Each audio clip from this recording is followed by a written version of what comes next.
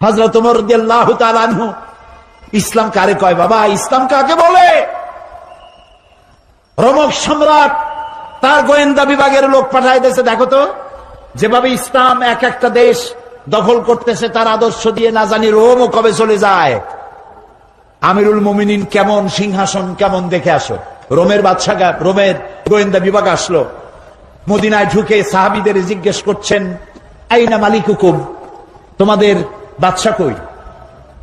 তারা বলল যে আমাদের জন্য কোনো বাদশা হয় না, বাল্লানা আমির, আমাদের জন্য একজন আমির হয়। আচ্ছা হলো আমির, সেই আমির কই? কয় যে কোথায় তা জানি না, তবে শুনেছি ওনার উট হারায় গেছে, উট তালাশ করতে গেছে। আশ্চর্য কথা, আমিরুল মুমিনিন অর্ধেকটা পৃথিবীর প্রেসিডেন্ট, উট হারায় গেছে, তালাশ করতে গেছে নিজে। কোন দিকে গেছে? শুনছি এই দিকে গেছে। গোয়েন্দা বিভাগের প্রধান সেই দিকে গেল, যাইয়া দেখতে পেল সাথে একটা লোক গেছিল, যাইয়া দেখে একটা উট গাছে বাঁধা, আর গাছের তলে একটা লম্বা মানুষ শোয়া। যখন শুইছিল তখন হয়তো গাছের ছায়াটা ছিল, বেলা গড়ে গেছে, গাছের ছায়া সরে গেছে, রোদের মধ্যে হাত মাথার তলে দিয়া শোয়া, উট বান্ধা, আর কপালের ঘামে মাথার নিচের বালি ভেজা।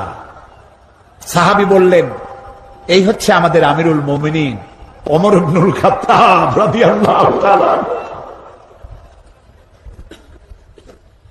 রোমের গোয়েন্দা বিভাগের প্রধান স্বগতোক্তি মুখ থেকে বেরিয়ে গেল, ওমর আমার দেশের প্রেসিডেন্ট রাতের বেলায় দুর্গে ঘুমায়, চতুর্দিকে দুর্ধর্ষ সেনাবাহিনীরা বন্দুক উঁচু করে পাহারা দেয় সারা রাত, তারপরেও আমার বাদশার ঘুম হয় না। কোন ফাঁক দিয়া গুলে এসে পৈতৃক সম্পত্তি, জীবন পাখি উড়ে যায়, আর তুমি কোন পাহারাদার নাই, কোন লোক নাই, জন নাই, এই নির্জন মরুভূমিতে একা একা শুয়ে আছো। নিশ্চয়ই তুমি তোমার জনগণের হক আদায় করেছো, তাই তোমার পাহারাদারের দরকার নাই। যিনি তোমারে বানাইছে সেই আল্লাহই তোমার পাহারাদার। এর নাম ইসলাম। শুধু নামাজ রোজা হজ যাকাতের নাম ইসলাম নয়, এর নাম ইসলাম। রুজি রোজগার করার জন্য সমস্ত নবীরা কাজ করেছেন, সাহাবায়ে কেরাম কাজ করেছেন, ক্ষুধায় কষ্ট করেছেন, ক্ষুধার যন্ত্রণায় ছটফট করেছেন সাহাবায়ে কেরাম। নবী করিম সাল্লাল্লাহু আলাইহি ওয়াসাল্লাম দুয়ারে দুয়ারে খাবার পৌঁছাইছেন, নিজে কষ্ট করেছেন। প্রিয় ভাই সব, হযরত ওমর রাদিয়াল্লাহু তাআলা আনহু মসজিদ নববীর ভিতরে বসে দেখলেন জোহরের সময় কয়েকটা লোক বসা, আসরেও তারা, মাগরিবেও তারা, এশায়ও তারা, পরের দিন ফজরেও তারা। জিজ্ঞেস করলেন, এই বেটারা তোমরা কারা? প্রত্যেক নামাজে এক জায়গায় দেখি। বলল যে আমরা আল্লাহর ইবাদত করি, জিকির আজকার করি। তো তোমরা খাও কি? কয় যে আল্লাহ ভরসা করে আছি, আমাদের এই জায়গায় জিকির আজকার করতে দেখিয়া এলাকার লোকেরা রান দিয়ে আমাদেরকে খাওয়া। কয় তাহলে তো তোমরা আল্লাহরে ভরসা করো না, তোমরা তো মানুষের উপর ভরসা করে আছো। শোনো, আগামীকাল এটা তো ফজর গেল, আজকের জোহরের নামাজের পর যদি এই জায়গায় তোমাদেরকে বসা দেখি, ব্যাট মেরে মসজিদ থেকে বের করে দেব। এটা ইসলাম নয় যে তুমি কাজ করবে না, বসে বসে খাবে, এর নাম ইসলাম নয়। তুমি নিজে কাজ করবে, নিজের জন্য, অন্যের জন্য কাজ করো, এটি হলো ইসলামের নির্দেশ। সুতরাং ইসলাম নামাজ রোজা হজ যাকাত নিয়েই শুধু আসে নাই, এসেছে মানবতার কল্যাণের জন্য, মানবতার মুক্তির জন্য। সুবহানাল্লাহি ওয়া বিহামদিহি, সুবহানাল্লাহি ওয়া বিহামদিহি। আল্লাহ তাআলা রাসূল বলেছেন তিনটা কাম করো। কয়টা কাম? তিনটা কাম করো। আফশুস সালাম ওয়া আতইমুত তুআম ওয়া সাল্লু ওয়ান নাসু নিয়াম তাদখুলুল জান্নাতা বিসসালাম। সুবহানাল্লাহ। আফশুস সালাম, সালামের প্রচলন করো, খালি সালাম দাও। কালকে বলছিলাম না, মনে আছে? এই যে দেখা হলো আসসালামু আলাইকুম, রাস্তায় দেখা হবে আসসালামু আলাইকুম। হযরতে আব্দুল্লাহ বিন ওমর রাদিয়াল্লাহু তাআলা আনহুমা গণ গণ বাজারে যাইতেন। একজন সাহাবী তারে জিজ্ঞেস করেন, আচ্ছা আপনি কি রাসূলের ওই হাদিস শোনেন নাই? বলে কোন হাদিস? যে রাসূলুল্লাহ বলেছেন সব থেকে উৎকৃষ্ট জায়গা কোনটা? বলেন। নিকৃষ্ট জায়গা বাজার। এই হাদিস জানেন না? বলে হ্যাঁ জানি। তো বারবার বাজারে আসেন কেন? আমি কোনো কোনো বাজারে আসি, ওই হাদিস আমি জানি, কিন্তু আমি আসি অন্য কারণে। এখানে বেশি মানুষের সাথে দেখা হয় আর কোনো কোনো সালাম দেই, আমার সওয়াব হয় বেশি। আহারে মুসলমান, একজন আর একজনের সাথে দেখা হবে, আসসালামু আলাইকুম ওয়া রাহমাতুল্লাহ, বিনা পয়সায় দোয়া। আর একজন কবি ওয়ালাইকুম আসসালাম ওয়া রাহমাতুল্লাহি ওয়া বারাকাতুহু ওয়া মাগফিরাতুহু ওয়া রিদওয়ানুহু ওয়া জান্নাতুহু। সুবহানাল্লাহ। যত বেশি শব্দ প্রয়োগ করবেন ততই 10-10 করে নেকি হইতে থাকবে। এরপরে হাত মিলাবেন। অনেকে হাত খালি ছোঁয় আঙ্গুলের মাথা, কেউ একটু দেয়, কেউ সবটা দেয়, কেউ সবটা দিয়ে ধরিয়া এরকম ঝাঁকায়। ওর চিন্তা যত ছাকি তত নেকি। এটা একটা বাজে কথা। প্রিয় ভাই সব, রাসূলুল্লাহ বলছেন সালাম দাও, বেশি করে সালাম দাও। ওয়া আত'ইমুত তাআম, আর মানুষকে খাইতে দাও। জাহান্নামে যারা যাবে কারণ হবে দুইটা, অনেক কারণের মতো কারণ হবে কয়টা? দুইটা। ইয়াতাসাআলুনা আনিল মুজরিমিন মা সালাকাকুম ফি সাকার ক্বালু লাম নাকু মিনাল মুসাল্লিন ওয়া লাম নাকু নুত'ইমুল মিসকিন। জাহান্নামীদেরকে প্রশ্ন করা হবে, জাহান্নামে আসছে কেন? বলবে দুইটা কারণে, আমরা নামাজ পড়ি নাই আর এতিম মিসকিনকে খাইতে দেই নাই। নাউজুবিল্লাহ, বলেন নাউজুবিল্লাহ। এতিম মিসকিনকে খেতে দিবেন, মেহমানদের দাওয়াত দিবেন, বেশি করে খাওয়াবেন। শুধু নিজেই অন্যের বাড়িতে গিয়ে খাবেন না, মানুষকেও দাওয়াত দিয়ে খাওয়াবেন। তাহলে মহব্বত বাড়বে। কি বাড়বে? মহব্বত বাড়বে। আর একটা কি? ওয়াসাল্লু ওয়ান্নাসু নিয়াম, আর নামাজ পড়তে দাঁড়াও ওই সময় যখন মানুষেরা সব ঘুমায়া যায়। কোন সময়? রাতে। রাতের কোন অংশে? অর্ধেক, এরপরে অথবা তৃতীয় অংশে। এই সময় নামাজটা কেন? কারণ আল্লাহর কাছে, মানুষের কাছে, সব মুমিনের কাছে সব থেকে প্রিয়তম কে? সবাইকে বলতে হবে কে? সুতরাং মানুষ যখন প্রেম করে, ভালোবাসা করার জন্য নোটিশ দেয় না, বিজ্ঞাপন ছাপায় না, রেডিও টেলিভিশনে বিজ্ঞাপন দেয় না। প্রেম করে কিভাবে? গোপনে। গোপনে প্রেম করার জন্য আল্লাহর সাথে দিনের কোলাহল আল্লাহ বন্ধ করে দেন। আল্লাহ রাব্বুল আলামিন বলেন, ওয়াজআলনান নাহারা মাআশা, দিন বানিয়েছি রুজি রোজগার করার জন্য, রিজিক কামাই করার জন্য। ওয়াজআলনাল লাইলা লিবাসা ওয়াজআলনা নাওমাকুম সুবাতা, রাত বানালাম আমি তোমাদের জন্য শান্তির বাহন করে, আচ্ছাদন দিলাম, ঘুমকে বাহন করলাম। এই সুন্দর রাতে সব মানুষ ঘুমিয়ে গেছে, বান্দা এই সময় ঘুমের থেকে জাগো, আমারে সেজদা দাও, সেজদার ভিতরে তোমার যা বলার আছে আমারে বলো। আল্লাহ রাব্বুল আলামিন চতুর্থ আসমানে এসে যান অথবা প্রথম আকাশে আসেন। हर हमेशा देने को तैयार है, हर हमेशा देने को तैयार है, जो न मांगे उससे वो बेजार है। সব সময় দিতে প্রস্তুত আল্লাহ রাব্বুল আলামিন। যে চায় না আল্লাহ রাব্বুল আলামিন তার প্রতি নারাজ হয়ে যায়। গভীর রাত্রি সিজদার ভিতরে গিয়ে মানুষ যখন কাঁদতে থাকে, আল্লাহ রাব্বুল আলামিন ফেরেশতাদেরকে জিজ্ঞেস করেন, আমার ফেরেশতারা পৃথিবীতে মানুষ যখন সব ঘুমানো, আমার এই বান্দাগুলি কান্দে কেন, বান্দিরা কান্দে কেন?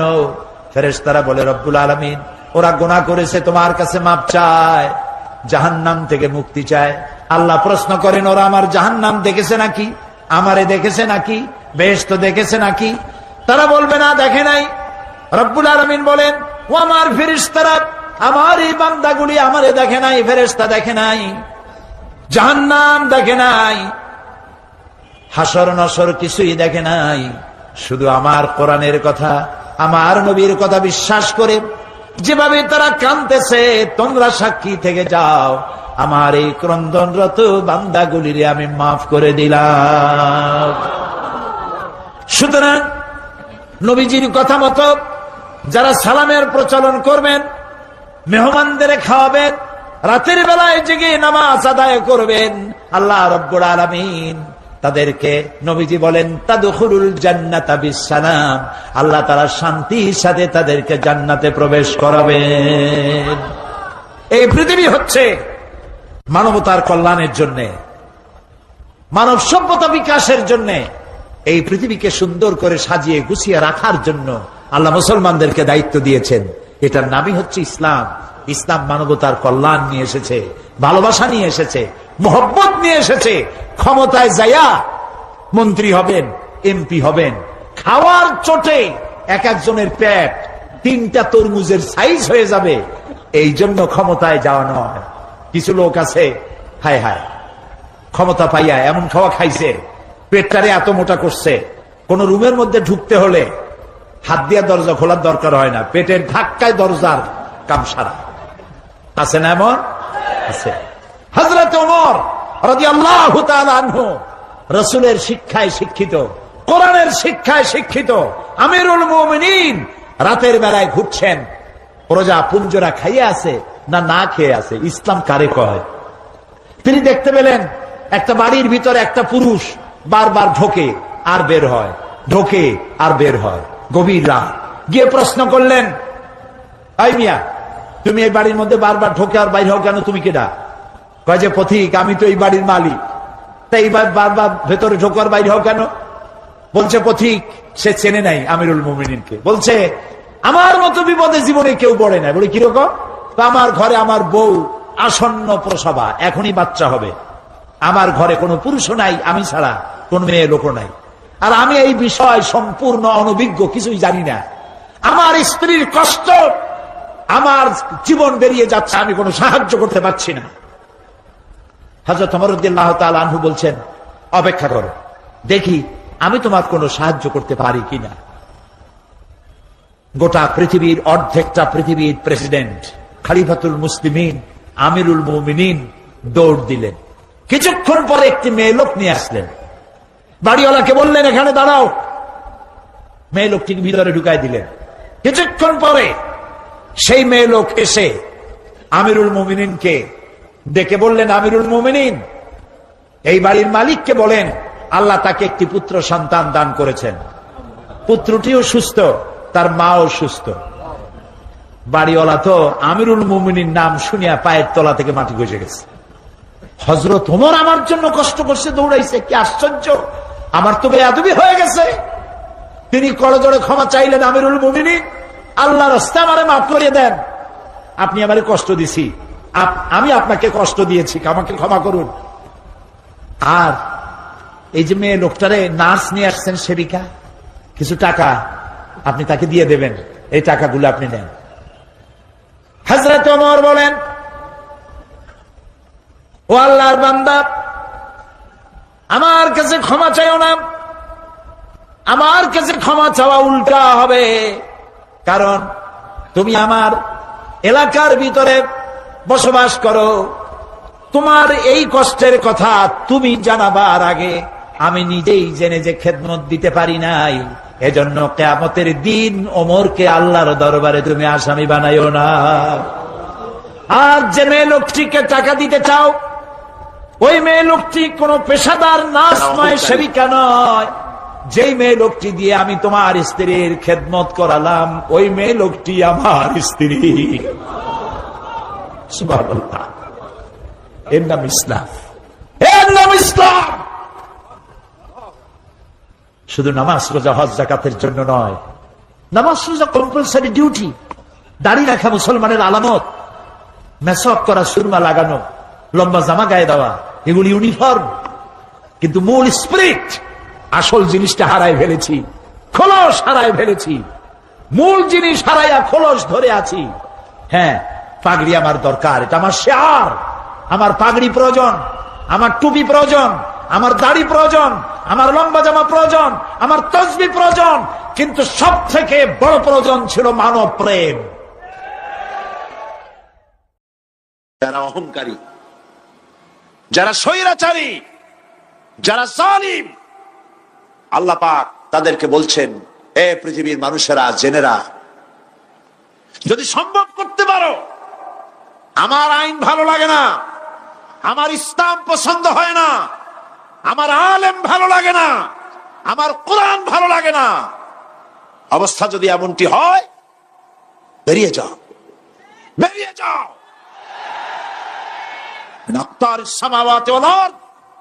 আমার সার্বভৌমত্বের ভেতর থেকে, আকাশের নিচের থেকে, জমিনের উপর থেকে বেরিয়ে যাও। ফানফুজু লা তানফুজু ইল্লা বিসুলতান। কোথায় যাব? পালাবার জায়গা নাই, বেরোতে পারবে না। আকাশ আর জমিন দিয়ে প্যাকেট করে রেখেছি, পালাবার জায়গা নাই। কোথায় যাইবা? জুলুমের হাত যত আছে করতে থাকো, আর আল্লাহ রাব্বুল আলামিন দেখতেছেন।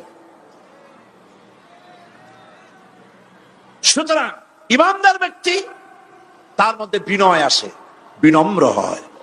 সে পয়সা করে আসে বলে অহংকার করে না, কারণ আল্লাহ বলেছেন ওয়াল্লাহুল গানিয়্যু ওয়া আনতুমুল ফুকারা। আল্লাহ সাফ বলে দিয়েছেন, আল্লাহই হচ্ছেন, কারো মুখাপেক্ষী নন, সম্পদশালী। আল্লাহর কোন সম্পদের অভাব নাই। ওয়া আনতুমুল ফুকারা, দুনিয়ায় তোমরা যা বাস করো সব ফকিরের গোষ্ঠী, কিচ্ছু নাই তোমাদের। তোমাদের জাতি খাইয়া শেষ করে ভালো, আর আমার কাছে যা আছে আমি শুধু দিতে থাকি, আর ভাণ্ড শুধু ভরাই থাকে, মোটেও খালি হয় না। সুবহানাল্লাহ। কাজী মোমেন বান্দা সে অর্থ এবং বিত্তের অহংকার করে না, বিদ্যার অহংকার করে না। অর্থ বিত্ত কত আছে তোমার, কয় টাকার মালিক? আল্লাহ যদি ইচ্ছে করেন, ব্রেনের ভিতরে যদি টিউমার ঢুকায় দেন, ব্রেনের একটা নার্ভ আর একটা নার্ভের সাথে জড়ায় দেবেন, জায়গা হবে কোথায়? হেমায়তপুর। হেমায়তপুর কোথায়? কাছেই, পাবনা। সুতরাং আল্লাহ পাক ইচ্ছে করলে এটা করে দিতে পারেন, পারেন না? খুব করতে পারেন। হার্টের ভেতরে ক্যান্সার দিয়ে দিতে পারেন। 14 গোষ্ঠী বিক্রি করলেও ডাক্তারের পয়সা হবে না, পারেন না আল্লাহ পাক? পারেন কিনা? পারেন। সেই জন্য যত বড় ধনী হোক, পয়সার মালিক হোক, আল্লাহর উপর ঈমান আনলে বলে যে গুণটা হয়, সে অহংকারী হয় না, বিনয়ী হয়। আল্লাহ রাব্বুল আলামিন কোরআনে কারীমের ভিতরে বলে দিয়েছেন, লিল্লাহি মা ফিস সামাওয়াতি ওয়া মা ফিল আরদ। যারা সামান্য একটু রাজত্ব পাইয়া, ছোট্ট ছোট্ট একটা দেশের প্রেসিডেন্ট, প্রধানমন্ত্রী, কি হনুরে, এরকম একটা ভাব। আর্মি হাতে, বিডিআর হাতে, পুলিশ হাতে, যা খুশি তাই করি না। আল্লাহ পাক বলছেন, লিল্লাহি মা ফিস সামাওয়াতি ওয়া মা ফিল আরদ। আকাশ আর জমিনের একচ্ছত্র মালিকানা কার? চিল্লায় বলুন, আল্লাহ পাকের। সুতরাং তুমি মাতবারি করিয়া কদ্দূর পারবা? বেশি দূর যেতে পারবে না। গ্রামে গোয়াল আছে, গরু রাখে যে জায়গায়, ওই জায়গাটার নাম কি? গোয়াল। গভীর রাত্রে গরুর মালিক শুনতে পাচ্ছে গোয়াল ঘরে খুব শব্দ হচ্ছে। রাখালকে ডেকে বলছে, দেখতো কি, কিসের শব্দ? ওই যে দেখে এসে জবাব দিচ্ছে যে গোয়ালে যে 7টার শিং মোটা, তার গুতার চোটে ওই গোয়ালের মধ্যে যত গরু আছে কেউ টিকতে পারতেছে না, খালি গুতাইতেছে সমানে। মালিক কয় যে দীর্ঘদিন থেকে দেখতেছি এটার গুতার চোটে সমস্ত গরুগুলি অস্থির হয়ে যাচ্ছে, যা একটা মোটা দড়ি দিয়া, খাট্ট একটা দড়ি দিয়া খুঁটির সাথে জড়াইয়ে বাঁধতে রাখ গলাটারে।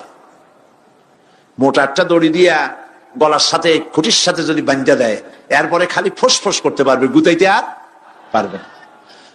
ঠিক অনুরূপ ভাবে কোন জনপদ থেকে, কোন দেশ থেকে যখন দেশের মানুষেরা, যখন দেশের নিরস্ত্র মানুষেরা, গরিব মানুষেরা যখন আল্লাহর দরবারে গভীর রাত্রে ফরিয়াদ তোলে, আল্লাহ, জুলুমে অত্যাচারে জর্জরিত হয়ে গেলাম, মার খেতে খেতে শেষ হয়ে গেলাম, অত্যাচারে অত্যাচারিত হচ্ছি, চিৎকার মারতে থাকে, আল্লাহ পাক তখন তার নজর দিয়ে দেখেন। আল্লাহ তো দেখতেই থাকেন সব সময়ের জন্য। আল্লাহ পাক কার কারণে এগুলি হচ্ছে, আল্লাহ পাক টের পান। শিং কারো কারো মোটা হয়েছে, আজরাইলকে পাঠায় দেন, যাও খাটো দড়ি দিয়ে বাঁধে থো। খাটো দড়ি কোনটা বুঝছেন? 3 হাত। 3 হাত কবর কোনটা? খাটো দড়ি দিয়ে বাঁধে থো। সুতরাং কত বড় বড় রাজা বাদশাহ ক্ষমতা এলো, মানুষের উপরে জুলুম করলো, আল্লাহ পাক তার ইন্তেকাম নিয়েছেন। সেই আল্লাহ এখন আর নাই। নাউজুবিল্লাহ। সে আল্লাহ আছেন কিনা? পূর্ণ শক্তিতে বহাল কিনা? হুয়াল হাইয়ুল কাইয়্যুম। এমন অবস্থা নয় যে বাংলাদেশে কি হচ্ছে আর আল্লাহ টের পাচ্ছেন না। কি বলেন? আল্লাহ রাব্বুল আলামিন বলেন, লা তাখুযুহু সিনাতুন ওয়ালা নাওম। ঘুম নাই, তন্দ্রা নাই। কার? ঘুমানো না, তন্দ্রাও যান না। তন্দ্রা কারে কয়? জি, ঝিমটি, জিমানি, যাই বলেন আপনারা বুঝে নিয়ে। ওই যে বসে বসে এরকম করে, আল্লাহ ওরকমও করেন। ঘুমো নাই, তন্দ্রাও নাই। হযরত মুসা আলাইহিস সালাম বলছিলেন যে আল্লাহ তুমি নাকি ঘুমাও না।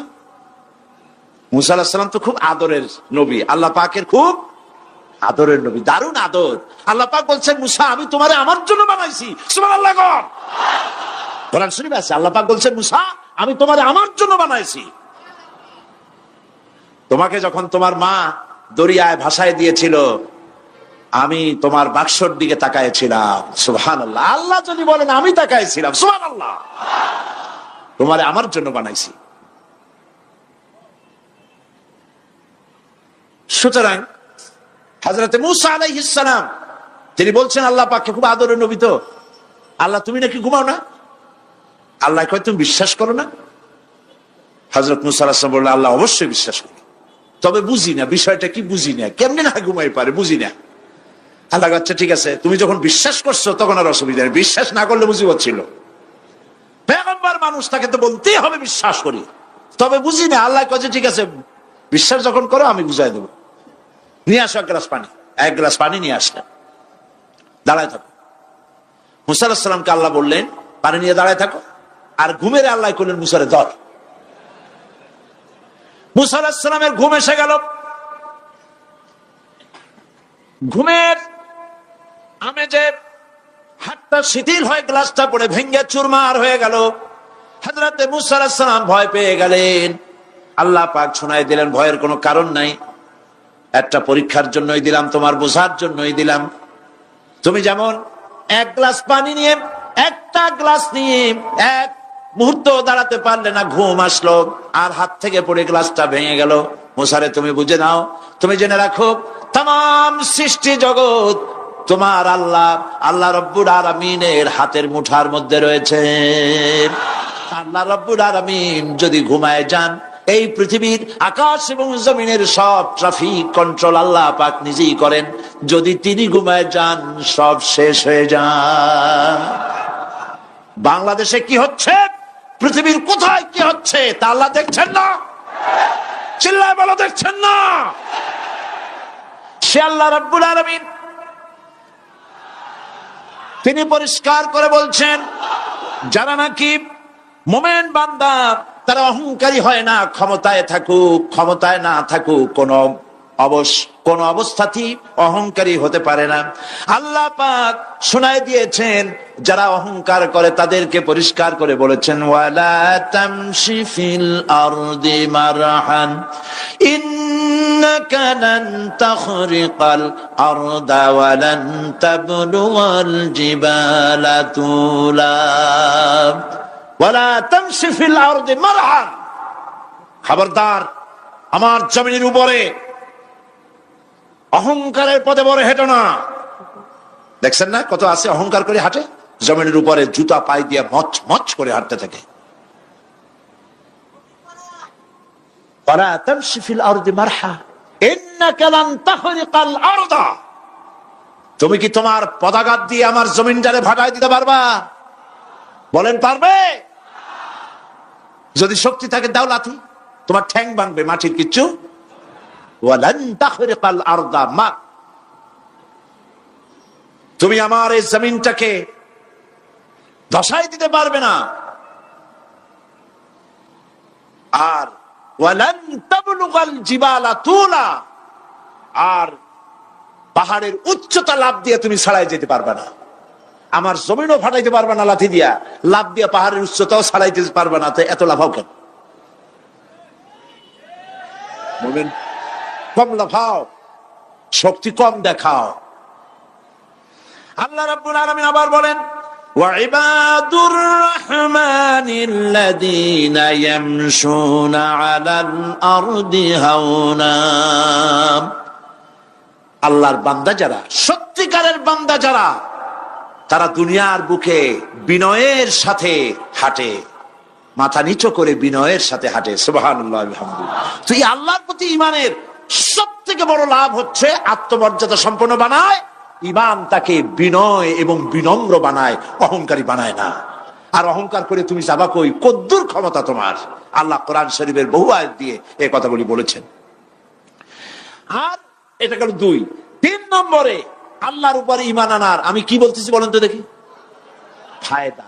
আল্লাহর উপরে ঈমান আনার 3 নম্বরের ফায়দা হলো মুমিন ব্যক্তির মধ্যে বীরত্ব এবং নির্ভীক ভাব তার মধ্যে এসে যায়।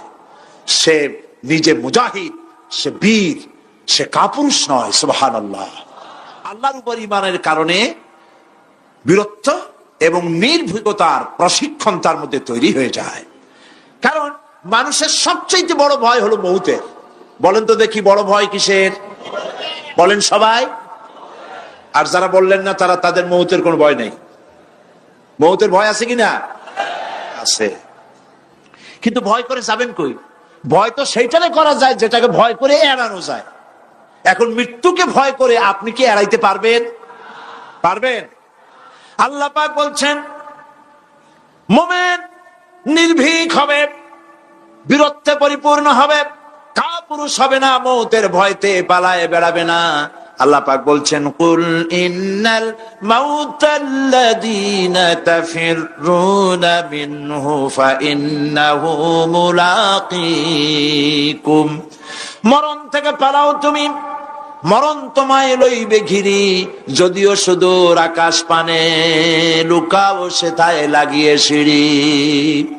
এ মহারোগের চিকিৎসক নাই, নাই সে ঔষধ জগতে, খুঁজিয়া কাতর হইলে কি হবে, পারিবে না তারে ফিরাতে। মৃত্যু যখন তোমার এসে যাবে, তোমাকে মৌতের হাত থেকে কেউ রেহাই দিতে পারবে না। মৃত্যু তোমার হবেই। সুতরাং মৌত যখন হবে, তখন তাকে ভয় করে তো কোনো লাভ নাই। আর মৃত্যু কোথায় হবে, কখন হবে, আমরা কেউ জানি না। জানেন? ওয়ামা তাদরি নাফসুম বিআইয়ি আরদিন তামুত। কোন মাঠে, কোন ময়দানে কখন মৌত হবে কারো জানা নাই। এই গত নভেম্বর মাসের শেষ দিকে আমি লন্ডন সফর করেছিলাম। এক ভাইয়ের কাছে শুনলাম, আমি অবাক হয়ে গেলাম। তিনি পত্রিকায় দেখে আমাকে বলেছেন, এক লোক 8 তলা থেকে, 8 তলা বিল্ডিং এর ছাদের উপরে পড়ে গেছে। 8 তলা বিল্ডিং এর ছাদের উপর থেকে পড়িয়া তার কিচ্ছু হয়নি, হাত পাও ভাঙে নাই, মরেও নেই, খালি কিছু চামড়া টামড়া ছিঁড়ে গেছে। তাড়াতাড়ি অ্যাম্বুলেন্স আসছে, অ্যাম্বুলেন্সে তাকে নিয়ে গেছে, হসপিটালে নিয়ে যাবে চামড়াগুলো সেলাই করে দেওয়ার জন্য। অ্যাম্বুলেন্সে উঠাইয়া তাড়াতাড়ি অ্যাম্বুলেন্স আসছে। দরজা যেভাবে লাগাইছে, দরজাটা ভালোভাবে লাগে নাই। দেখেন নাই, মাইক্রোবাসে বা অ্যাম্বুলেন্সে অনেক সময় দরজা এরকম মারে, মারার পরে অনেক সময় লাগে না, যার জন্য ড্রাইভার বলে যে দরজাটা ভালো করে লাগায় নাই। ঠিক না? দরজাটা ভালো করে লাগে নাই। সামনে চলতে গিয়ে এই গাড়িটার ব্রেক কষতে হয়েছে ড্রাইভারের কোনো কারণে। যেই না ব্রেক কষেছে, আর অমনি দরজা যেটা লাগছিল না ভালো করে, দরজাটা খুলে গেল। আর রুগীটা 8 তলা কাছে পড়ছিল, ওইটা ছিল পাশে, সে ছিটকে গিয়ে রাস্তায় পড়লো। আর একটা বাস সামনের থেকে এসে মাটিতে তাকে চ্যাপ্টা করে দিয়ে চলে গেল। শুনিয়া আমার মুখ থেকে বেরিয়ে গেল, আল্লাহু আকবার। বলেন আল্লাহু আকবার। কি আল্লাহ পাকের কি প্রচন্ড ক্ষমতা, কি ইচ্ছা তার। মৃত্যুর জন্য সময়ও লাগবে, জায়গাও লাগবে, দুটো জিনিস এক হতে হবে। আল্লাহর যাকে যে মৃত্যু দিবেন, মৃত্যুর জন্য সময় এবং জায়গা দুটোর কম্বিনেশন হতে হবে। 8 তলা থেকে পড়বে ঠিক, কিন্তু মরবে না। আজরাইল অপেক্ষা করতেছে রাস্তায়, বাস আসবে যখন। 8 তলা থেকে পড়লো, অবিশ্বাস্য ভাবে লোকটা বেঁচে গেল। আর হসপিটালে তার যাওয়া হলো না, গাড়ির দরজা খুললো, রাস্তা দিয়ে পড়লো, আজরাইল দ্রুত তার কাম সেরে চলে গেল। সুতরাং মুমিন ব্যক্তি আল্লাহর উপর ঈমান আনার কারণে দুর্জয় মনোবল সৃষ্টি হয়। কাপুরুষ জীবনে কয়েকবার মরে। সাইকেলের টায়ার বাস্ট হয়েছে শুনে বেহুশ হয়, তারপরে ট্রাকের টায়ার বাস্ট হয়েছে শুনলে কানের তলা ফেটে যায়, বোম বাস্ট হয়েছে আওয়াজ শুনে হার্ট ফেল করে, পাতিশিয়ালের ডাক শুনলে কোনো হুশই থাকে না। এই হচ্ছে কাপুরুষদের কাজ। আর ইমানদার ব্যক্তি এগুলি পরোয়া করে না। তার জানা আছে যে আমার নির্ধারিত সময়ের এক মুহূর্ত আগে আমার মৌত হবে না। তো মৌত যখন আমার জন্য অবধারিত, দুনিয়ায় আসছি যখন, মৌত যখন হবেই, সেই মৌত বিড়ালের মতো হোক তা কি চান? পাতিশিয়ালের মতো হোক তা কি চান? আমি তো বলি যে বিড়ালের মতো 500 বছর বেঁচে থাকার কোনো লাভ নাই। সিংহের মতো 5 মিনিট বাঁচুন। মির্জাফরের মতো 50 বছর বেঁচে থাকায় লাভ নাই। খালিদ বিন ওলীদের মতো, সিরাজউদ্দৌলার মতো বেঁচে থাকুন।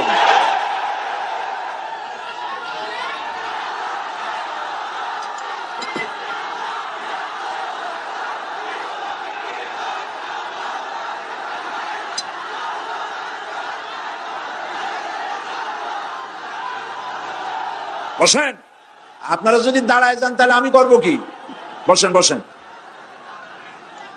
সেই জন্য এই ক্ষণস্থায়ী জীবনকে কেন সেই অনন্ত সুখময় জীবনের জন্য উৎসর্গ করে দেব না, যা আল্লাহর কাছে পাওয়া যাবে কিয়ামতের দিন।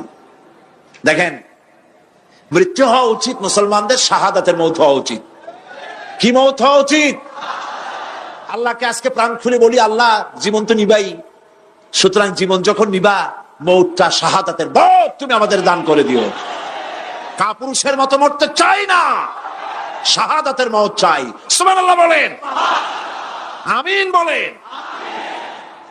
মোমেন ব্যক্তি তার বড় ফায়দা, সে সাহসী হয়। সুবহানাল্লাহ বলেন। দেখেন, বুখারী শরীফের হাদিস, যুদ্ধের জন্য, বদরের যুদ্ধ, হুজুর সাল্লাল্লাহু আলাইহি ওয়াসাল্লাম সৈন্যদেরকে রিক্রুট করছেন, কিন্তু কথা বলতে গিয়ে রাসূল করিম সাল্লাল্লাহু আলাইহি ওয়াসাল্লাম দাওয়াত দিচ্ছেন, কিন্তু মনে মনে চিন্তাও করছেন যে সামান্য কিছু লোক, অস্ত্রপাতি কম, এই জিহাদের অবস্থাটা তারা কিভাবে নেবে। একজন যুবক সাহাবী দাঁড়ায় গেলেন, তার নাম মিকদাদ রাদিয়াল্লাহু তাআলা আনহু। যুবক, এই পৃথিবীতে যুবকদের ইসলামের সবচাইতে অবদান কাদের? চিল্লায় বলো। যুবকদের অবদান সবচাইতে বেশি। হযরত মিকদাদ রাদিয়াল্লাহু তাআলা আনহু তিনি দাঁড়ায় গেলেন, তিনি বললেন, ইমদি বিনা ইয়া রাসূলুল্লাহ হাইসু মা তাশা। হাদিস, হে রাসূল, আপনি আমাদেরকে নিয়ে চলুন। কত সৈন্য তারা আসতেছে, কত অস্ত্র নিয়ে আসতেছে, এটা আমাদের ভাববার বিষয় নয়। আপনি আমাদের নিয়ে চলুন, হাইসুমা তাশা আয় হাইসুমা আমারাকাল্লাহ। আল্লাহ আপনাকে যেদিকে আমাদের নিয়ে যাইতে কয়, আপনি সেই দিকে আমাদের নিয়ে চলুন। ইন্না লা নাকুলু লাকা কামা ক্বালা বনু ইসরাঈল লিমূসা আলাইহিস সালাম, ইযহাব আনতা ওয়া রাব্বুকা ফাকাতিলা ইন্না হাহুনা কায়িদুন। অর্থাৎ, হে রাসূল, আমরা বনি ইসরাইলের মতো বলবো না। শোনেন, আমরা বনি ইসরাইলের মতো বলবো না যে মুসা তুমি এবং তোমার আল্লাহ এই দুইজনে গিয়ে ফেরাউনের বিরুদ্ধে যুদ্ধ করো, আমরা যাবো না, আমরা বসে থাকবো। এই কথা আমরা বলবো না। আমরা মুসা আলাইহিস সালামের উম্মত নই, আমরা মুহাম্মদ সাল্লাল্লাহু আলাইহি ওয়াসাল্লামের উম্মত। বরং আমরা বলবো, বাল ইযহাব আনতা ওয়া রাব্বুকা ফাকাতিলা ইন্না মাআকুমা মুকাতিলুন। বরং আমরা বলবো, আপনি চলুন, আমরা আপনার সাথে আল্লাহর হুকুম মাফিক লড়বো, জিহাদ করব। ততক্ষণ পর্যন্ত মা দামাত আইনুম মিন্না তাতাররাফ, যতক্ষণ পর্যন্ত আমাদের চোখের পাতা নড়তে থাকে, ততক্ষণ আপনার সাথে থেকে কাফেরের বিরুদ্ধে লড়াই করে যাব।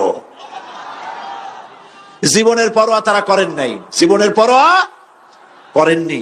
হুজুর সাল্লাল্লাহু আলাইহি ওয়াসাল্লাম দারুণ ভাবে খুশি হয়ে গেলেন।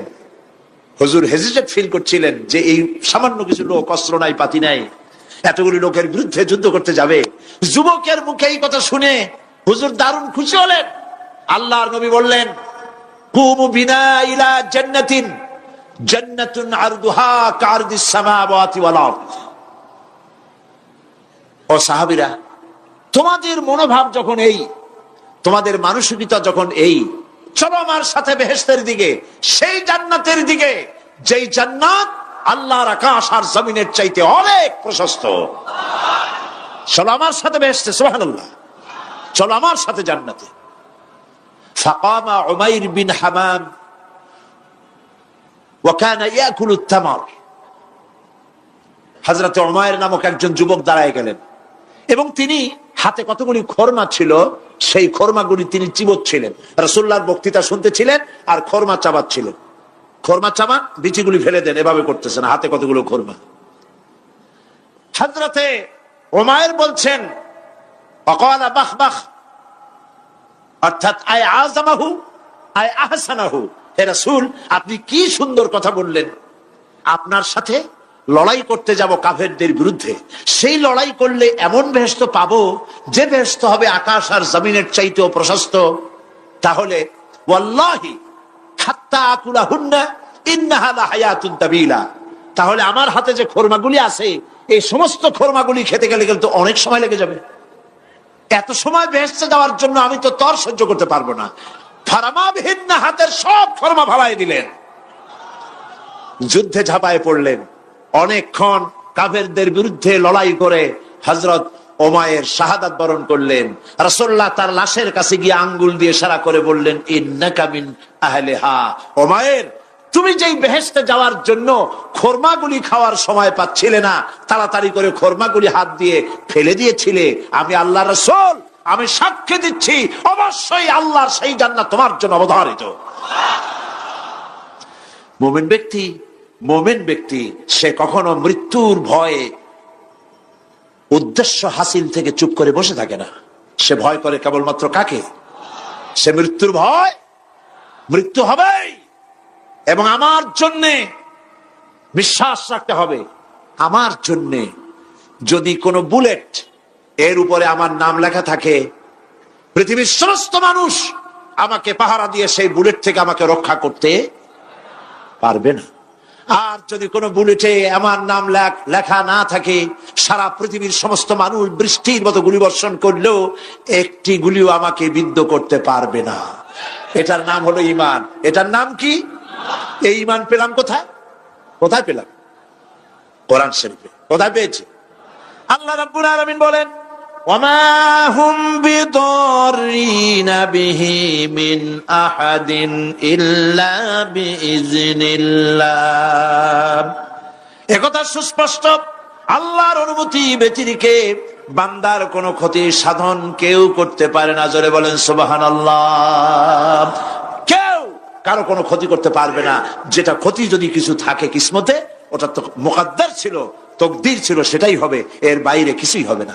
সুতরাং মুমিন ব্যক্তি সে সাহসী হবে, সে কখনো চিন্তা করবে না মৃত্যুর ভয়ের। উদ্দেশ্য হাসিলের জন্য হয় শরীরের পতন, না হয় মন্ত্রের সাধন, ডু অর ডাই, সে আল্লাহর জন্য তার জীবন দিতে প্রস্তুত থাকবে। কারণ আল্লাহ রাব্বুল আলামিন বলেছেন, ইন্নাল্লাহা আশতারা মিনাল মুমিনিনা আনফুসাহুম ওয়া আমওয়ালাহুম বিআন্না লাহুমুল জান্নাহ। আল্লাহ পাক বলেন, আমি আমার মুমিনের জান আর মালকে আমি খরিদ করে নিয়েছি, বিনিময়ে আমার বান্দাকে আমার জান্নাত দান করে দিয়েছি। জোরে কোন সুবহানাল্লাহ। মুমিনের জান আর মালকে নিয়েছেন, বিনিময় কি দেবেন? জান্নাত দান করে দিবেন। এটা হলো মুমিনদের আল্লাহর প্রতি ঈমান আনার জন্য 3 নম্বরের কোয়ালিটি। 4th নম্বরে আল্লাহর উপর ঈমান আনলে 4 নম্বরের যে ফায়দাটা, সে ফায়দা হচ্ছে আশাবাদ এবং মানসিক প্রশান্তি। আল্লাহর প্রতি একটা নির্ভরতা এবং আশার সৃষ্টি হয়ে যায়, সে কখনো নিরাশ হয় না। কারণ একটা মানুষ পাপ করলো, চুরি করেছে, ডাকাতি করেছে, জেনা করেছে, হত্যা করেছে, শয়তানি করেছে, বদমাশি করেছে, সব করেছে, এখন শয়তান তাকে ওয়াসওয়াসা দিতে পারে। সেই জন্য আল্লাহ রাব্বুল আলামিন বলেছেন, লা তাকনাতু মির রাহমাতিল্লাহ, বান্দারে আমার রহমত থেকে নিরাশ হয়ে যেও না। আল্লাহর রহমত, বান্দা তোমার গুনাহ কতটুকু? তোমার গুনাহ যদি হয় পাহাড় সমান, আমার রহমত আকাশ সমান। তোমার গুনাহ যদি হয়ে যায় আকাশ সমান, তাহলে আমার রহমত আমার আরশে আজিমকে ছাড়াই গেছে। সুবহানাল্লাহ, সুবহানাল্লাহ বলুন। সুতরাং মোমেন বান্দার এই আশা থাকে। গুনাহ মানুষে করেই, গুনাহ করা স্বাভাবিক। আল্লাহ পাক বলেছেন, যে ব্যক্তি গুনাহ করে আর এরপরে আমার কাছে মাফ চায়, আমি তাকে ক্ষমা করে দেই, মাফ করে দিই। সুবহানাল্লাহ। সুতরাং ইমানদার লোকদের আশা হয়, দুরারোগ্য ব্যাধি তাকে ধরেছে, সে হতাশ হবে না, মরে যাওয়ার জন্য প্রতীক্ষায় সে সময় গুনবে না, বরং তার মনের মধ্যে আশার সঞ্চার হবে, আমার রোগ আল্লাহ ভালো করে দিতে পারেন না? আমাদের জাতির পিতা কি নাম কি? হযরত ইব্রাহিম আলাইহিস সালাম। কোরআন শরীফের ভিতরে তার কথা আল্লাহ পাক কোট করে দিয়েছেন। আমাদের জাতির পিতা হযরত ইব্রাহিম আলাইহিস সালাম বলেছেন, আল্লাযী খালাকানি ফাহুয়া ইয়াহদিন। আল্লাহ তিনি আমাকে সৃষ্টি করেছেন, তিনি আমাকে রাস্তা দেখান। ওয়াল্লাযী হুয়া ইউতঈমুনি ওয়া ইয়াসকিন। আর আমি যখন ক্ষুধার্ত হই তিনি আমাকে খাওয়ান, যখন তৃষ্ণার্ত হই তিনি আমাকে পান করান। ওয়া ইযা মারিতু ফাহুয়া ইয়াশফিন। আর যখন আমি অসুস্থ হই, রোগাক্রান্ত হই, আল্লাহ রাব্বুল আলামিন তখন আমাকে রোগ মুক্ত করে দেন। সুবহানাল্লাহ। আমার অসুখ হলে কে রোগ মুক্ত করেন? সুতরাং দীর্ঘস্থায়ী কোন রোগ হয়েছে, মোমেন হতাশ হবে না, মোমেন হতাশ হবে না। হতাশ হয় কেবলমাত্র কাফের। হতাশ হয় কে? মোমেন কখনো হতাশ হয় না। হতাশ হয় ইমানের পরিপন্থী কাজ। আল্লাহ পাক বলেছেন, লা তাকনাতু মির রাহমাতিল্লাহ, আমার রহমত থেকে মায়ুস হয়ো না। দেখেন হযরত আইয়ুব আলাইহিস সালামের কত বড় রোগ হয়েছে, শরীর পোকায় ধরেছে, জর্জরিত হয়েছে, দুর্গন্ধ হয়েছে, গ্রামের লোকেরা তাকে বের করে দিয়েছে, স্ত্রী পুত্র পরিজন সব চলে গিয়েছে। এমনকি জিহ্বায় যখন পোকা ধরল, হযরত আইয়ুব আলাইহিস সালাম আল্লাহ রাব্বুল আলামিনের দরবারে ফরিয়াদ করলেন, আন্নী মাসসানিয়াদ-দুররু ওয়া আনতা আরহামুর রাহিমিন। আয় আল্লাহ, আমি অসুস্থ হয়ে পড়েছি, আমি রোগাক্রান্ত হয়েছি, আর তোমার নাম রহমান রহিম, তুমি আমাকে রোগ মুক্ত করো। হযরত আইয়ুব আলাইহিস সালাম আল্লাহর দরবারে ফরিয়াদ করলেন, রব্বুল আলামিন সারা শরীরে পোকায় জর্জরিত হয়ে গেছে, এখন আমার জিহ্বায় পোকা ধরেছে, মাবুদ গো আমি তোমার কাছে ফরিয়াদ করি, আমার জিহ্বায় পোকা দিও না, কারণ জিহ্বাটাও যদি নষ্ট হয়ে যায় তাহলে তোমার মতো আল্লাহর জিকির আমি কি দিয়া করব। হযরত আইয়ুব আলাইহিস সালাম আল্লাহ পাকের কাছে যখন এ ধরনের ফরিয়াদ জানালেন, রব্বুল আলামিন তাকে তার রোগ মুক্ত করে দিলেন, তার স্ত্রী পুত্র সব আল্লাহ রব্বুল আলামিন ফিরাইয়া দিলেন। সুবহানাল্লাহ। সুতরাং মুমিন ব্যক্তি, কোরআন শরীফে সব আছে, কোরআনের মতো শ্রেষ্ঠ ওয়াজের কিতাব পৃথিবীতে আর, শুধু বোঝার দরকার।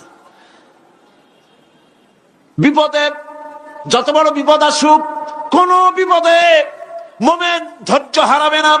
হযরত ইয়াকুব আলাইহিস সালামের ছেলে ইউসুফ আলাইহিস সালামকে যখন তিনি হারায় ফেললেন, তিনি অধৈর্য হয়ে গেছিলেন নাকি? অধৈর্য হন নাই। কারণ আমি আমার বক্তৃতার সূচনায় বলেছি, আমরা কল্যাণ বুঝি না, অকল্যাণও বুঝি না। কোন বিপদ আসলে পরে আমরা হয়রান হয়ে যাই, কিন্তু বিপদের মধ্যে কল্যাণ আছে আমরা তা বুঝতে পারি না। কথা বুঝে আসছে? হযরত ইউসুফ আলাইহিস সালামকে কুয়ার ভিতরে ফেলে দেওয়া হলো। 11 ভাই মনে করেছে কুয়ার ভিতরে ফেলে দিয়া ইউসুফ আলাইহিস সালামকে মেরে ফেললাম, কিন্তু তারা বোঝে নাই আসল কামটা কি হয়েছে। এটা তো কুয়া নয়, এটা একটা টানেল, এটা একটা সুড়ঙ্গ। একদিকে কেনান হলো তার এক মুখ, ওই সুড়ঙ্গের এক মুখ হলো কেনানে।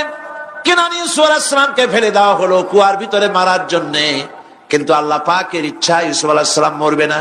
এই টানেলের অপর প্রান্ত মিশরের সিংহাসনের টানেলের এপার দিয়া ইউসুফ আলাইহিস সালামকে ঢুকালেন, অপর প্রান্তে মিশরের সিংহাসনে ইউসুফকে আল্লাহ বসাইয়া দিলেন।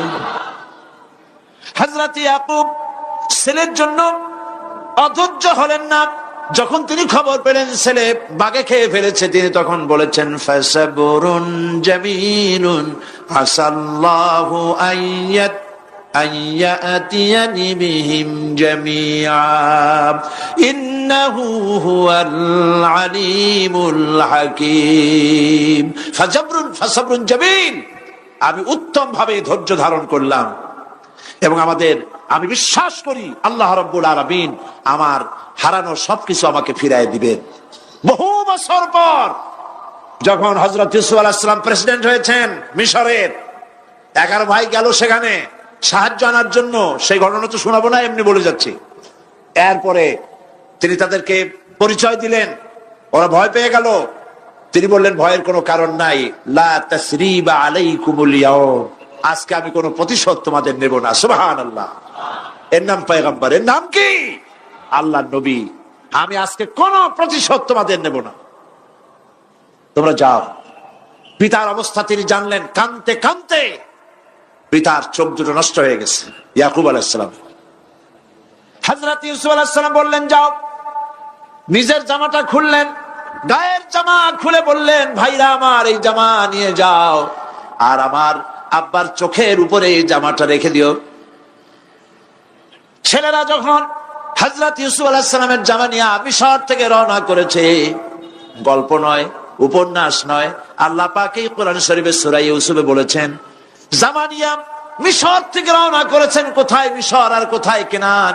কেনানে বসে হযরত ইয়াকুব আলাইহিস সালাম বলছেন তোমরা যদি আমাকে মতিভ্রম পাগল যদি মনে না করো তাহলে একটা কথা বলি, আমার নাকে এখন আমি ইউসুফের গন্ধ পেতেছি। তোমরা যদি আমাকে মতিভ্রম না করো তাহলে আমি বলি আমি কিন্তু ইউসুফের গন্ধ পেতেছি। সুবহানাল্লাহ। হযরত ইউসুফ আলাইহিস সালামের জামা এনে ভাইরা যখন হযরত ইউসুফের চোখের উপরে রেখে দিলেন, হযরত ইয়াকুবের দুটো চোখ সাথে সাথে আল্লাহ ভালো করে দিলেন। ফাসাবরুন জামিল, ধৈর্য ধরো। ইমানদার ব্যক্তি আশার উপরে তার জীবন বাঁচে, কারণ যত বড় বিপদ আসুক না কেন আশ্রয় পাওয়ার একটা জায়গা আছে, তার নাম হলো আল্লাহ। নাম কি? বলেন আল্লাহ। সবাই বলেন আল্লাহ আল্লাহ আল্লাহ আল্লাহ। হযরত ইউনূস আলাইহিস সালাম মাছটাকে গিলে ফেলে দিল, মাছটাকে গিলে মাটির অতল তলদেশে চলে গেছে। এত বড় বিপদ পৃথিবীর কোন মানুষের হতে পারে নাকি? বলেন, কি বলেন? মাছের পেটের ভিতরে জানালা নাই, দরজা নাই, বেরোবার কোনো পথ নাই, মাছ গেছে পানির অতল তলদেশ। আল্লাহ পাক কোরআন শরীফের ভিতরে মানুষকে শোনান, আল্লাহ ওয়াজ করছেন। সুবহানাল্লাহ বলেন। আল্লাহ পৃথিবীর মানুষকে ওয়াজ করছেন, দুনিয়ার মানুষকে শোনান। আমার ইউনূস তো ধৈর্য হারা হয় নাই। ওয়াজান্নুন ইয যাহাবা মুগাদিবান ফাযান্না আন লান নাকদিরা আলাইহি ফানাদা ফিয-যুলুমাতি আন লা ইলাহা ইল্লা আনতা সুবহানাকা ইন্নী কুনতু মিনাজ জালিমিন। ফানাদা ফিয-যুলুমাত, জমায়ে কাসির, ত্রিবিধ অন্ধকারের ভেতর থেকে হযরত ইউনূস আলাইহিস সালাম চিৎকার মারলেন। মাছের পেটের অন্ধকার, পানির অন্ধকার, রাতের অন্ধকার, ত্রিবিধ অন্ধকারের ভেতর দিয়ে মাছের পেটের মধ্য দিয়ে ইউনূস আলাইহিস সালাম চিৎকার মারলেন। অধৈর্য হন নাই, হার্ট ফেল করেন নাই। তিনি বলছেন, পড়েন আমার সাথে, লা ইলাহা ইল্লা আনতা সুবহানাকা ইন্নী কুনতু মিনাজ জালিমিন। তুমি ছাড়া কোনো ইলাহ নাই, কোনো পোষ্য নাই, মাবুদ নাই। তোমার পবিত্রতা ঘোষণা করছি, আমি জালিমদের অন্তর্ভুক্ত হয়ে গেছি। ইউনূস আলাইহিস সালাম যখন কাঁদতেছিলেন, আল্লাহ রাব্বুল আলামিন সেই কান্না শুনেছিলেন কিনা? বলেন, শুনছিলেন কিনা? শুনতে পেয়েছিলেন কিনা? পানির ভিতরে কেউ শোনে নাই, মাছের পেটের ভিতরে ইউনূস আলাইহিস সালাম কিভাবে চিৎকার করছেন, মাছের পেটের ভিতরের আওয়াজ পানির ভিতরে কেউ শোনে নাই, জমিনের কেউ শোনে নাই, অন্তরিক্ষে কেউ শোনে নাই। সাত আকাশের ভিতরে কেউ শোনে নাই, কিন্তু আরশে আজিমের মালিক আল্লাহ রব্বুল আলামিন শুনতে পেয়েছেন। সঙ্গে সঙ্গে রব্বুল আলামিন জবাব দিলেন, ফাস্তাজাবনা লাহু ওয়া নাজ্জাইনাহু মিনাল গাম্মি ওয়া কাযালিকা নুজিল মুমিনিন। পড়েন, ফাস্তাজাবনা লাহু ওয়া নাজ্জাইনাহু মিনাল গাম্মি ওয়া কাযালিকা নুজিল মুমিনিন। আমি ইউনূসের ডাকের জবাব দিলাম। কে বলতেছেন? বড় করে বলেন, কে বলছেন? আল্লাহ। সুবহানাল্লাহ। আপনারা কি ভয় পাইছেন? ভয় পেয়েছো মুসলমান? আল্লাহ রাব্বুল আলামিন বলেন, আমি আমার ইউনূসের ডাকের জবাব দিলাম। শুধু জবাব দেই নাই, আমি ইউনূসকে তার মাছের পেটের ভিতর থেকে বাঁচাই দিলাম। মাছের পেটের মধ্যে বেদনা শুরু হয়ে গেল। এমন বেদনা হয়েছে মাছ এখন বমি না করে পারে না। কথা বুঝতে পেরেছে? মাছ এখন বমি না করে পারে না। পানির উপরে মাছ ভেসে উঠল। আল্লাহ কোরআন শরীফের ভিতরে বলছেন, মাছ সাতরায়া কিনারায় চলে গেল, ইউনূস আলাইহিস সালামকে বমি করে ফেলে দিল। ইউনূস আলাইহিস সালাম বেঁচে গেলেন। আল্লাহ পাক বলেন, শুধু ইউনূসকে বাঁচাইলাম না, বরং আমি সকলের জন্য আশার বাণী শোনাই, শোনো মুমিনেরা, ওয়া কাযালিকা নুজিল মুমিনিন। মুমিন বান্দা যারা, যত বড় বিপদ আসুক আমারে ডাকো, আমি বিপদ দিয়ে বাঁচাই দেব। সুবহানাল্লাহ। বিপদ থেকে আমি বাঁচাই দেব। আল্লাহ পাক বলেছেন, ফাইন্না মাআল উসরি ইউসরান, ইন্না মাআল উসরি ইউসরা। জেনে রাখো, দুঃখ এবং কষ্টের পরে রয়েছে সুযোগ সুবিধা, আর অসচ্ছলতার সাথে রয়েছে উদার সচ্ছলতা। যত বড় বিপদ আসছে, এই বিপদের পরে আল্লাহ পাক তার গোলামদের উপরে রহমত নাজিল করবেন ইনশাআল্লাহ। সুতরাং ইমানদার লোকেরা, তাদেরকে আল্লাহ পাক বলছেন, কোনো ভয় নাই, কোনো চিন্তা নাই, যত বড় বিপদে পড়ো আমারে ডাকো, আমি ডাকের সাড়া দিয়ে দেব। সবাই আল্লাহরে ডাকেন। সুবহানাল্লাহ ওয়ালহামদুলিল্লাহ লা ইলাহা ইল্লাল্লাহ। জোরে পড়েন, সুবহানাল্লাহ ওয়ালহামদুলিল্লাহ লা ইলাহা ইল্লাল্লাহ, সুবহানাল্লাহ ওয়ালহামদুলিল্লাহ।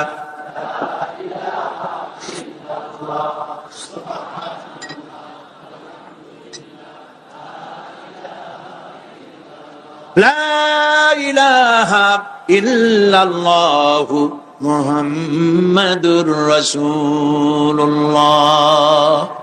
আল্লাহর উপর ঈমান আনলে যত ফায়দা হয়, এত ফায়দা দুনিয়ায় কোথাও নাই। সুবহানাল্লাহ। আল্লাহর উপর ঈমান আনার ৫ম নম্বরের ফায়দা কয়টা বলছি? 5টা বলছি। আপনাদের অসুবিধা হচ্ছে নাকি? তাড়াতাড়ি শেষ করতেছি। 6টা বলবো, 6টা বলবো। এ হলো ৫ম নম্বর। তারপর আমরা দোয়া করব। দোয়ার দরকার আছে কিনা এই সময়?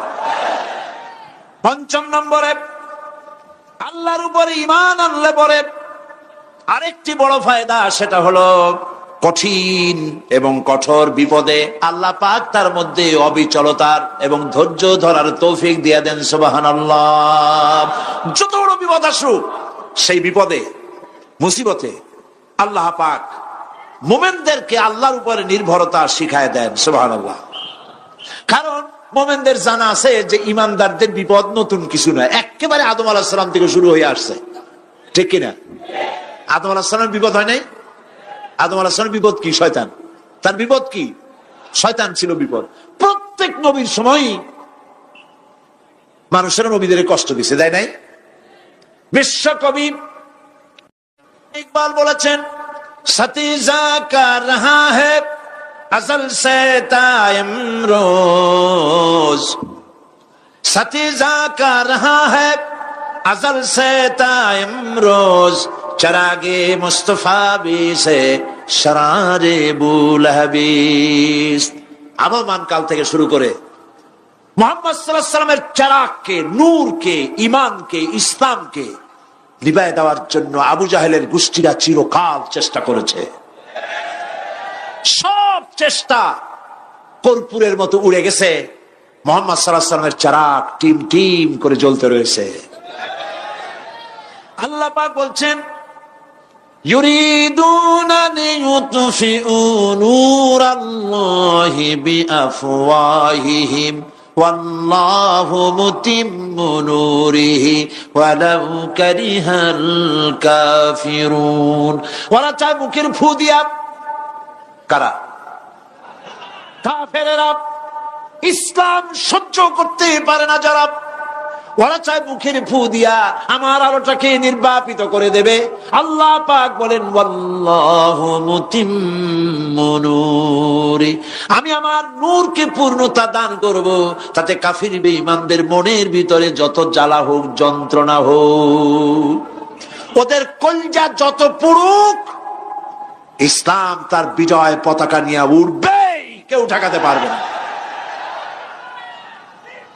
আল্লাহ রাব্বুল আলামিন, আল্লাহ পাক বলছেন, ওয়াকাযালিকা জাআলনা লিকুল্লি নাবিয়্যিন আদুওয়াম মিনাল মুজরিমিন, আর এমনি করে আমি সকল নবীর শত্রু বানিয়েছি সব পাপিষ্ঠ অপরাধ প্রবণ লোকদের। শুনছেন কথা? শোনেন নাই?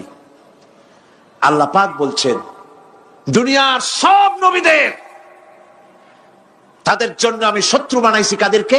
যারা সব থেকে বেশি পাপিষ্ঠ অপরাধ প্রবণ। এরা হচ্ছে নবীর দুশমন, এরা সব নবীদের সাথে দুশমনি করেছে। আজও দেশের আলেমদের সাথে দুশমনি করে সবচাইতে বড় পাপিষ্ঠরা।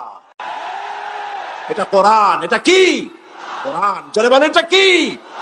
আল্লাহ রাব্বুল আলামিন বলছেন, ওয়াকাযালিকা জাআলনা লিকুল্লি নাবিয়্যিন আদুওয়াম মিনাল মুজরিমিন, সব পাপীরা, পাপিষ্ঠরা আমার দ্বীনের দাওয়াত যারা দেয় তাদেরকে জীবনের দুশমন মনে করে। কেন? শোনেন, আমি কার ওয়াজ শোনাচ্ছি? কার ওয়াজ শোনাচ্ছি? আমার আল্লাহর ওয়াজ। অপরাধটা কি? নবীদের বিরুদ্ধে, নবীর ওয়ারিস ওয়ারাসাতুল আম্বিয়া কারা, তো তাদের বিরুদ্ধে তাদের অপরাধটা কি? তাদের অপরাধ সম্পর্কে আল্লাহ নিজে বলেন, ওয়ামা নাকামু মিনহুম ইল্লা আইয়ুমিনু বিল্লাহিল আজিজিল হামিদ। এদের বিরুদ্ধে অ্যাকশন নেওয়ার আর কোন অপরাধ ওদের নাই। ওদের একমাত্র অপরাধ, ওরা আল্লাহর জমিনে আল্লাহর আইন প্রতিষ্ঠা করতে চায়। এটাই হচ্ছে একমাত্র। এই অপরাধে নবীদের শাস্তি হয়েছে, নবীরা মার খেয়েছেন, সাহাবায়ে কেরাম মার খেয়েছেন।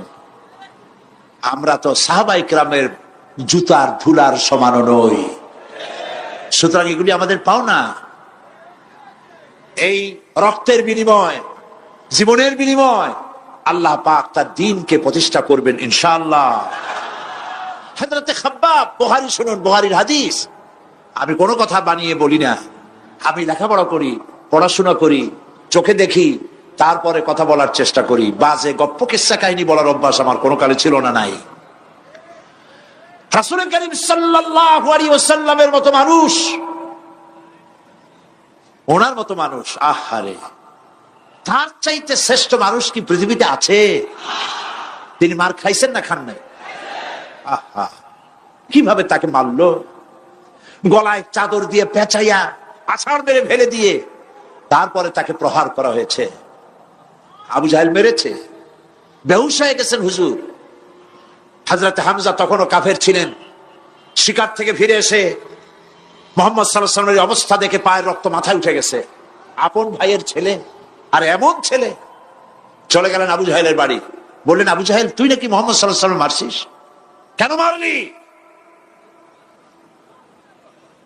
তিনি তো ভালো কথাই বলেন, সব সময় বলেন, সত্য কথা বলো, মানুষের উপকার করো, এতিমকে আশ্রয় দাও। এত সুন্দর সুন্দর ভালো ভালো কথা বলেন, তার মতো ভালো মানুষ তো দুনিয়ায় দেখি নেই। মারলি কেন? তুই কি মনে করছিস যে আব্দুল্লাহ মারা গেছে বলে এতিম হয়ে গেছে মুহাম্মদ সাল্লাল্লাহু আলাইহি ওয়াসাল্লাম? তোর মনে রাখা উচিত, আব্দুল্লাহ মারা গেছে, হামজা মরে নাই। হযরত হামজা ধনুক বাইর করলেন, এক বাড়ি মারলেন মাথার উপরে, মাথা ফাটা রক্ত বেরিয়ে গেল। হামজা হন হন করে হেঁটে এলেন রাসূলের কাছে। হুজুরের অসুস্থ দেহ মোবারক কোলে উঠায় নিয়ে বললেন, বাবা। তার মস্তক মোবারক কোলে উঠায় নিয়ে বললেন, আমি আবু জাহেলের মাথা ফাটিয়ে রক্ত বের করে দিয়ে এসছি, তুমি একটু খুশি হও। হুজুর বললেন, চাচা, কার মাথা ফাটাইছেন, কার রক্ত বের করেছেন, এই কথা বলে তো আমাকে আপনি খুশি করতে পারবেন না। তিনি বললেন, বাবা তুমি কি হলে খুশি হও? তিনি বললেন, আমি খুশি হই চাচা, তোমার মুখে যদি একটা বার আমি ঈমানের কলেমা শুনতে পাই। হযরতে হামজা বললেন, মুহাম্মদ সাল্লাল্লাহু আলাইহি ওয়াসাল্লাম, আমার বুঝতে মোটেও কষ্ট হয়নি, তুমি কোনো সাধারণ মানুষ নও। সাধারণ মানুষের প্রতিশোধে তুমি বিশ্বাসী হতে, খুশি হতে, প্রতিশোধে বিশ্বাসী হওনি, তুমি অবশ্যই আল্লাহর নবী। আমি আল্লাহকে সাক্ষী রেখে, আমি তোমাকে সাক্ষী রেখে ঈমানের কালেমা ঘোষণা করছি, লা ইলাহা ইল্লাল্লাহু মুহাম্মাদুর রাসূলুল্লাহ। ভাইরা আমার, আল্লাহর দ্বীন প্রতিষ্ঠার জন্য আমার নবীদেরকে কষ্ট করতে হয়েছে, সাহাবায়ে কিরামদেরকে কষ্ট করতে হয়েছে, আল্লাহর ওলিদেরকে। ইমাম আবু হানিফা রাহমাতুল্লাহ আলাইহিকে 8 বছর জেলের মধ্যে রাখা হয়েছিল। ইমাম আহমদ বিন হাম্বলকে চাবুক মেরে মেরে গায়ের গোশত আর চামড়া তুলে ফেলে দেওয়া হয়েছিল। তারপরেও তারা বাতিলের সামনে মাথা নত করে নাই। এর নাম হচ্ছে ইসলাম। এর নাম কি? বুখারীর হাদিস, হযরত খাব্বাব বিন আরিত রাদিয়াল্লাহু তাআলা আনহু। বুখারীতে হাদিসটা এভাবে এসেছে, ওয়ান খাব্বাব বিন আরিত রাদিয়াল্লাহু তাআলা আনহু আন্নাহু قال قال شكونا الى رسول الله صلى الله عليه وسلم وهو متوسد بردة له في ظل الكعبة। তিনি বললেন, আমরা রাসূলের কাছে গেলাম, যাই দেখি রাসূল করিম সাল্লাল্লাহু আলাইহি ওয়াসাল্লাম কাবা শরীফের ছায়ায় আরাম ফরমাচ্ছেন। আমরা কাছে গিয়ে বললাম, আলা তাস্তানসিরু লানা আলা তাদউ লানা ইয়া রাসূলুল্লাহ, হে রাসূল, আপনি কি আমাদের জন্য দোয়া করবেন না? আমরা তো মার খেতে খেতে শেষ হয়ে গেলাম। আমাদের খাব্বাবকে, খুবাইবকে, আম্মারকে, সুমাইয়াকে মেরে শেষ করে দিল। আর আমাদেরকে না খাওয়ায় রাখে, সারা রাত খেতে দেয় না, ঘুমাতে দেয় না। তারা আমাদের বেলালকে মেরে মেরে রক্তাক্ত করে উত্তপ্ত মরুভূমির উপরে চিৎ করে শোয়ায়, বুকের উপরে পাথর চাপা দিয়ে রেখেছে। পারা সাহাবায়ে কিরামদেরকে মারতেছে, না খাওয়ায় রাখতেছে। হুজুর, আপনি কি আল্লাহর কাছে দোয়া করবেন না? এখনো কি দোয়ার সময় আসে নাই? হাদিস শরীফে এসেছে, হুজুর সাল্লাল্লাহু আলাইহি ওয়াসাল্লাম উঠে বসলেন, বললেন, ও খাব্বাব, তোমাদের আগে এই পৃথিবীতে যারা দ্বীনের দাওয়াত নিয়ে এসেছিলেন, সমকালীন রাষ্ট্র শক্তি তাদেরকে ধরতো, ফায়ুহাজুর রাজুলু ফায়ুহফারু লাহু ফিল আরদ, তাদেরকে ধরে তাদের জন্য কবর খনন করা হতো, জীবিত মানুষের জন্য। ফায়ুজআলু ফিহা, এরপরে সেই গর্তের ভিতরে তার কোমর পর্যন্ত গেড়ে দেওয়া হতো।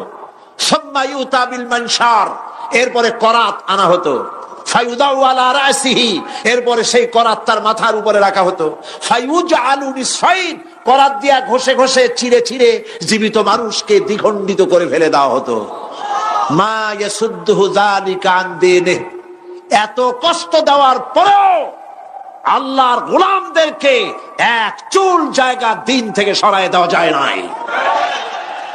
ওয়াল্লাহি ওয়াল্লাহি, ও খাব্বাব, আমি আল্লাহর নামে কসম করি, লাইউতাম্মান্নাল্লাহু হাদাল আমরা হাত্তা ইয়াসিরু রাকিবু মিন সানা ইলা হাদরামাউত। আমি আমার আল্লাহর নামে কসম করি। কে কসম করছেন? সুবহানাল্লাহ বলবেন না?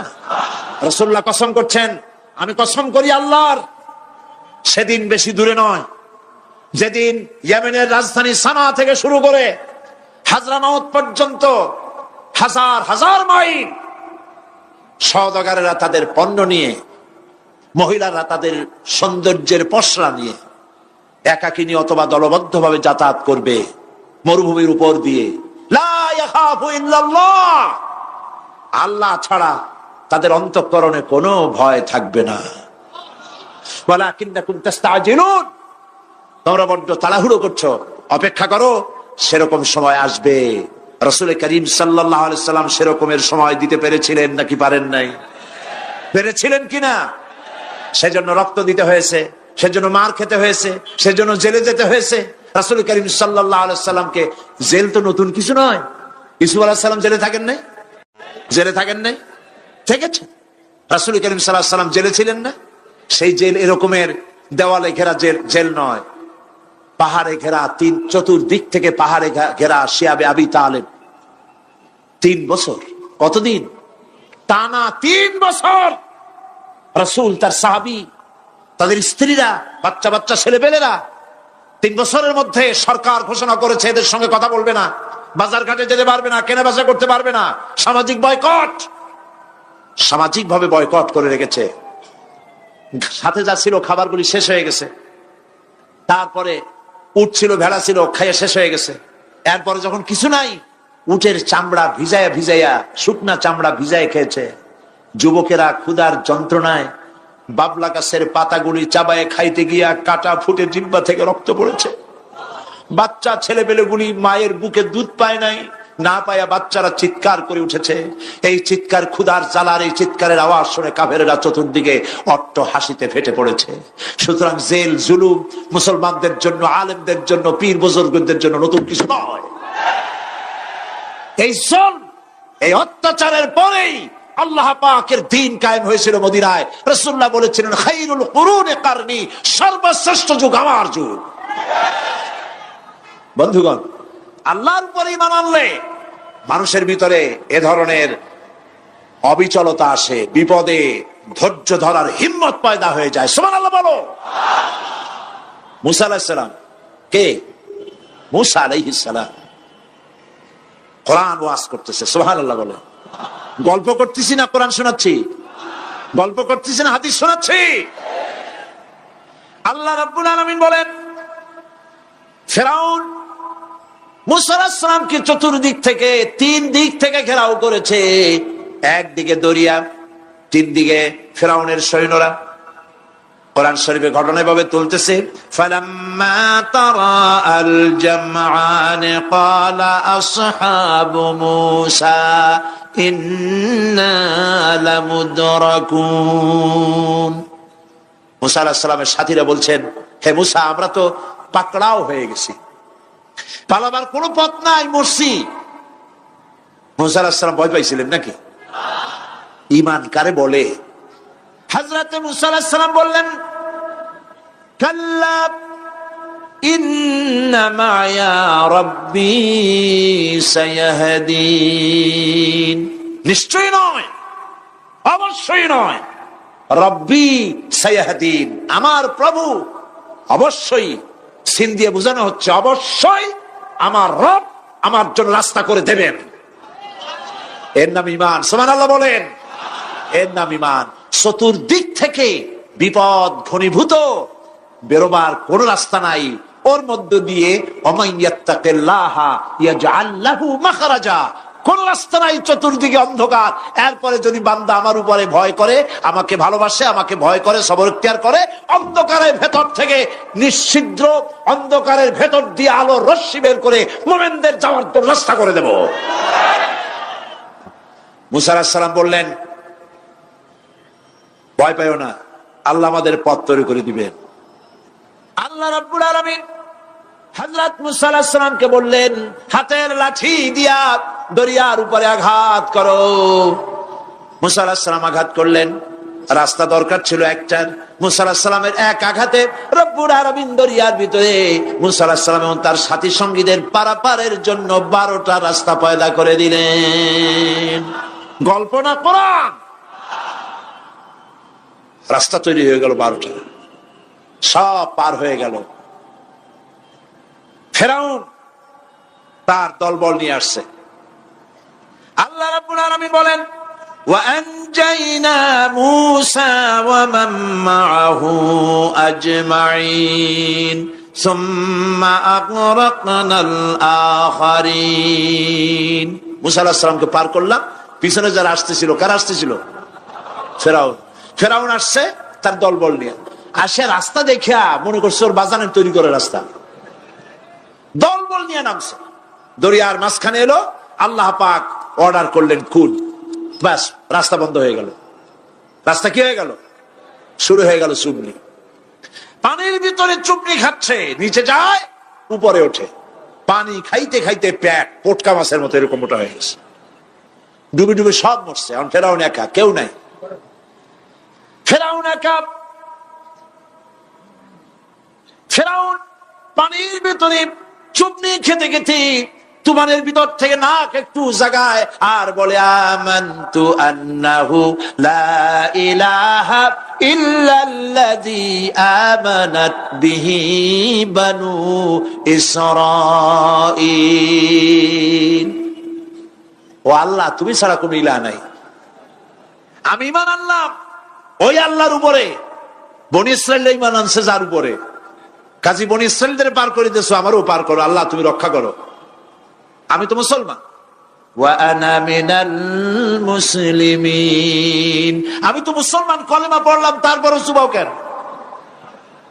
আল্লাহ রাব্বুল আলামিন বলেন, আল আন, এখন ওয়াকাদ আসাইতা ক্বাবলু ওয়া কুনতা মিনাল মুফসিদিন, এখন ঈমান আনতেছ, আর এর পূর্বে আমার দিন যারা জমিনে প্রতিষ্ঠিত করতে চেয়েছে তাদেরকে জেল দিয়েছো, জুলুম করেছো, অত্যাচার করেছো। আজ তোমাকে ছাড়বো না, তোমাকে শুধু মারবই না, আলিয়াউমা নুনাজ্জিকা বিবাদানিক, আলিয়াউমা নুনাজ্জিকা বিবাদানিক, আমি তোরে শুধু মারবই না। কে বলতেছেন? জোরে বলেন, কে বলতেছেন? আমি তোরে শুধু মারবই না, আল-ইয়াউমা নুনাজ্জিকা বিবাদানিক, আমি তোর শরীরটারে বাঁচায় দেব। তোর শরীর পানিতে পচবে না, পোকায় খাবে না, মাটিতে পচাবে না, তোরে আমি শুটকি বানায় রাখবো। কিয়ামত পর্যন্ত দুনিয়ায় যত ফেরাউন আর ফেরাউনের বাচ্চারা আসে, তোরে দেখে যেন তারা ইতিহাস স্মরণ করে। আল্লাহ রাব্বুল আলামিন কোরআনে কারীমের মধ্যে পরিষ্কার করে মানুষদেরকে বুঝায় দিয়েছেন, আল্লাহর উপর ঈমান আনলে পরে তার হিম্মত বেড়ে যায়, মনের বল বেড়ে যায়। সুবহানাল্লাহ। হযরত রাসূল করিম সাল্লাল্লাহু আলাইহি ওয়াসাল্লাম কাফের বেঈমানেরা চতুর্দিক থেকে বাড়ি ঘেরাও করে রেখেছে, পালাবার কোনো পথ নাই। ঘুমেছিলেন তিনি, জিবরাইল এসে বলেন, ইয়া রাসূলুল্লাহ, ঘুমের থেকে জাগুন,